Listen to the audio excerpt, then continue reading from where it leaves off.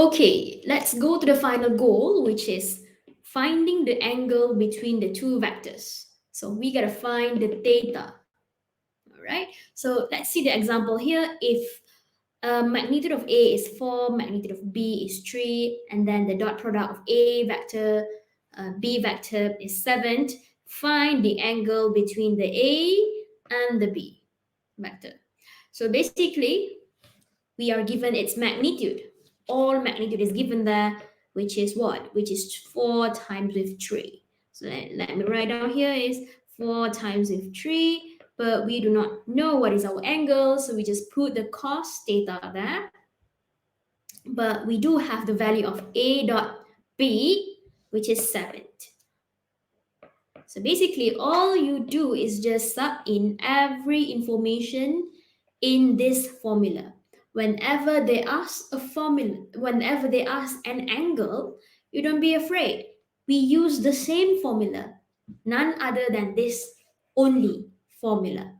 Okay, you just sub in whatever you have given, and then you make cos as a subject. You jadikan cos theta sebagai subject, and you will get 7/12. And therefore, theta is just equals to the shift cos or inverse of cos 7/12.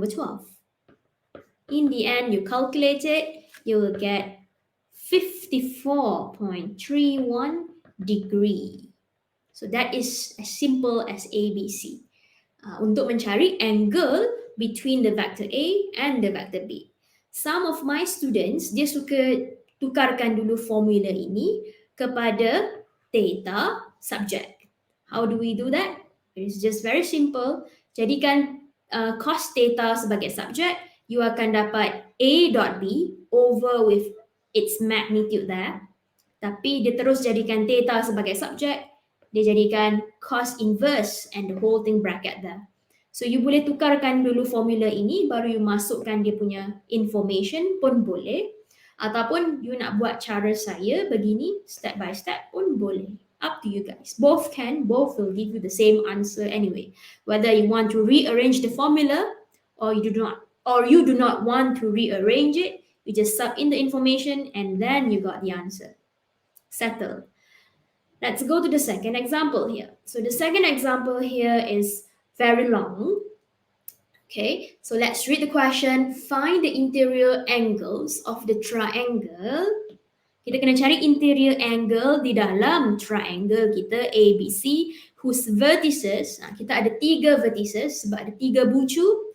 So bucu dia dinamakan sebagai point A, point B dan point C sebab kita diberi point. See? This is big letter A, big letter B, big letter C. This is representing the point. So the point is given to us. We just label point A, point B, and point C. And then for the point A, I put it as the theta 1. For the point B, I put it as theta 2. See here, theta 2. Dan point C, saya letak dia di mempunyai angle iaitu kita namakan dia sebagai theta 3, theta 3. So one thing that you gotta know about angles dan macam mana nak cari angle masing-masing, kita perlukan dia punya, if I show you back the formula, to get its angle theta, we must have a vector, a vector B and a vector A. See? Setiap satu vector ni perlu ada. Dan kita perlu cari vector kita. Apakah vector kita? So in this case, our vector is actually, if you see my orange arrow here, this is the vector of from A to C vector. This is A to C vector. Dan ini pula adalah the vector of AB vector. So kita perlukan vector tersebut untuk kita cari angle dia. So if you can see here my orange color dekat sini, A1, untuk mencari the angle of A1, we must find the direction of AB, the vector of AB, and then also the direction of AC. Atas ni adalah AC. Dan juga kita kena cari the direction of AB.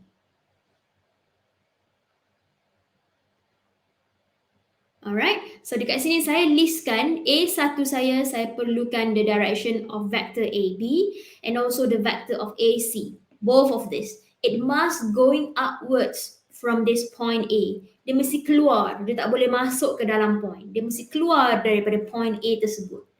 Sama jugalah dengan point B. Point B mesti keluar daripada point B tersebut. The arrow must be going outwards, not inwards, some outwards, some inwards. No. It must be both. Direction is outwards of this point. You understand? So basically you nampak semua pun sama. Basically everything is going outwards, not inwards. Sebab apa? Sebab logiknya di sini, ini adalah video saya yang 5.1, the type of vectors where this is from origin. When to get this to get this vector AB, it always coming from origin, and this from origin dia keluar, dia going outwards from this origin, and so that is how we calculate it. This is like OA, this is OB, this is OB. So the formula is actually OB minus OA. Ada sebab dekat situ. Kalau you lupa, kena tengok balik video saya di 5.1. Okay, and then same goes to this perpendicular. If you have a perpendicular angle, everything is outwards from this point. It's going outwards. That's why we put an arrow, it is outwards of this angle, you know. So always remember that whenever you are trying to find the angle inside of anything, make sure that the arrow is going outwards, not inwards. Okay, so you already understand that. Our job is to find Q1 dahulu. So first step adalah cari Q1. So that is our first step. Untuk cari Q1, kita perlukan vector of AB dan vector of AC. So what I got here is this one, -3, -3, -3, -2. Untuk AC pula, saya dapat 2, -2, -7. So you try this by yourself, whether you got the same as mine. And so I must not forget to find my magnitude as well. Okay, cari magnitude dulu untuk vector AB dan juga vector AC. And then I got the square root of 22 and square root of 57. And then I can find my Q1. This is my Q1. So masukkan saja apa-apa information ke dalam theta kita punya formula. Basically this is our formula yang asal. Saya telah rearrange it menjadi theta saja. Since we got to find the theta 1, so sub in this AB.AC. So AB.AC, AB.AC saya tak terangkan lagi. So AB.AC, solve it as usual formula, you will get 14, and then you sub into the formula and you will get 66.71. Okay, itu adalah Q1 punya angle. Nak cari Q2 punya angle pula, kita perlukan BA and BC. How do we know it? BA dan BC adalah pergi keluar dari sini dan sini kan. So this is our BC, this is our BA. So we need both of this vector and calculate macam biasa. So BA kita adalah 3, 3, 2. BC kita adalah 5, 1, -5. You know. And then cari dia punya magnitude masing-masing, dapat ini. And then dapatkan dia punya dot product as well, because the formula got dot product. And so we got 8. And then we can sub in the value inside of this formula, theta. And we got 76.18. So kenapa saya tak cari Q3? Q pula. Kenapa saya tak cari theta 3? Why? Because we do not need to hustle buat semua step ni yang sama. What do we need to do is just we know in one triangle it is worth 180 degree.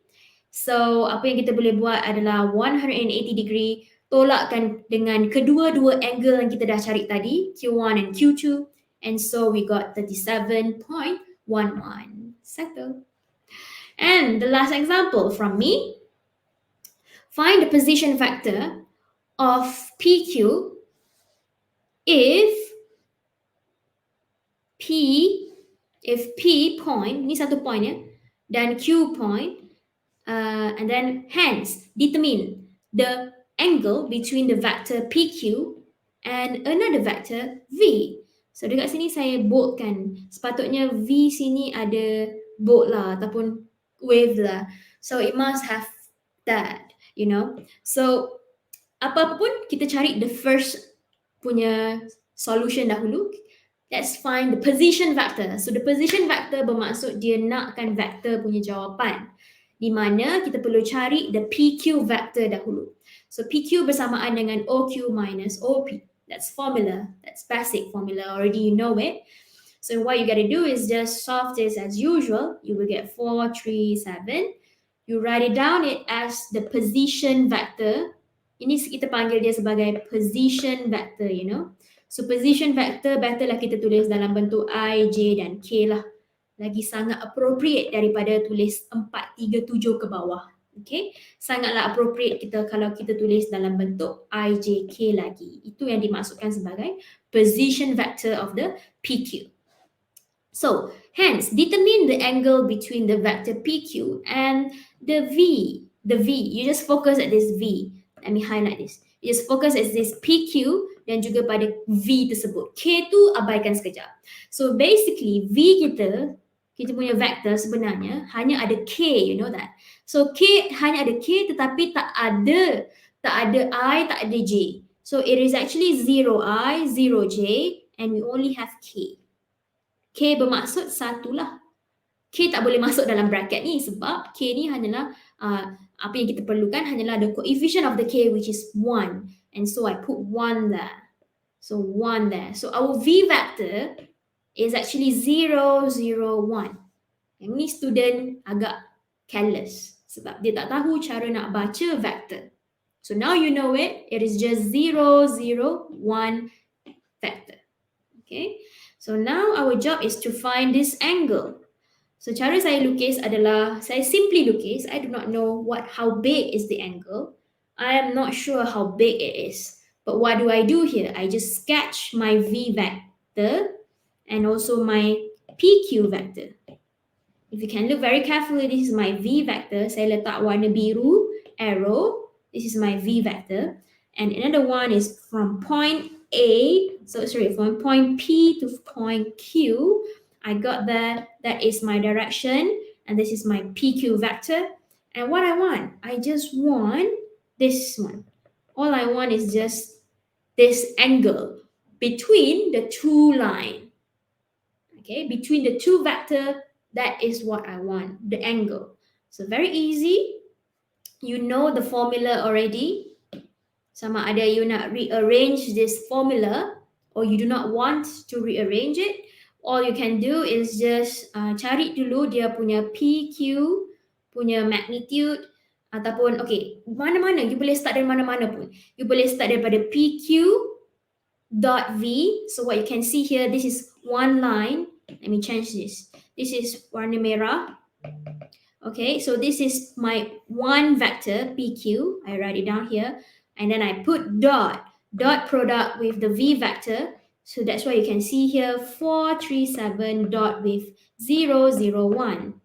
So you calculate it, you will get 0 plus 0 plus 7. That's why I just put 7 there. Sebab cara nak kira adalah begini, kan? So the answer is just 7. And then after you got that, I put this 7 inside of this formula. Masukkan ke dalam formula yang sama, cuma cara kita tulis bukan lagi A, bukan lagi B, tapi kita tulis dalam bentuk vector PQ dan vector V. Okay, masukkan dan cari dia punya magnitude. So this is my magnitude, which is square root of 74. I rearrange, jadikan cos theta sebagai subject, jadikan theta sebagai subject, and I will get 35.5 degree. That's it, in degree ya. No need in radian, tak perlu. Kita perlukan the degree because there is no pi here, and so this is the answer. All the best to you. Sila buat tutorial questions. Thank you.